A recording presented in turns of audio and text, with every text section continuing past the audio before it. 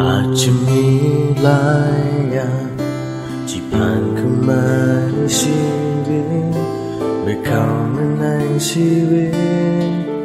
ก็บ่รู้จะเฮ็ดอย่างใดและบางครั้งก็ให้เฮานั้นท้อใจบ่อยากจะเห็นมันได้บ่อยากหับใส่ลงแต่สิ่งสำคัญที่สุดเฮาจงเบิ่งไปที่เราชีวิตเฮาจะมั่นคงเมื่อเฮาเบิ่งที่พระองค์บ่ว่าจะเป็นอย่างใดเฮาจงไว้วางใจอยู่ในพระองค์เพราะพระองค์จะเป็นกำลังใจ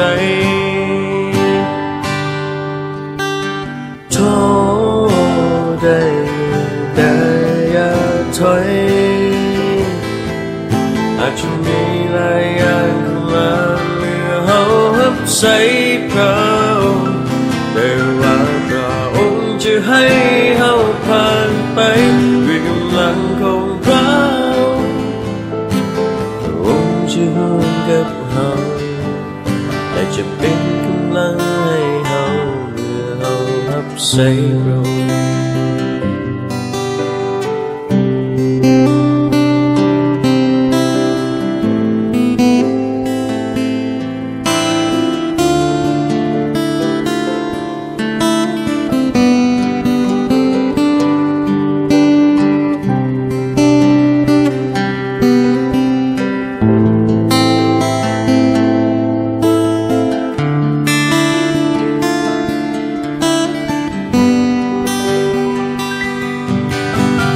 สิ่งสำคัญที่สุดเฮาจงเบิ่งไปที่เราชีวิตเฮาจะมั่นคงเมื่อเฮาเบิ่งที่พระองค์บ่ว่าจะเป็นอย่างใดเฮาจงไว้วางใจอยู่ในพระองค์เพราะพระองค์จะเป็นกำลังใจท้อได้แต่อย่าถอยอาจจะมีหลายอย่างเข้ามาเมื่อเฮาหับใส่พระองค์แต่ว่าพระองค์จะให้เฮาผ่านไปด้วยกำลังของพระองค์จะร่วมกับเฮาและจะเป็นกำลังให้เฮาใส่พระองค์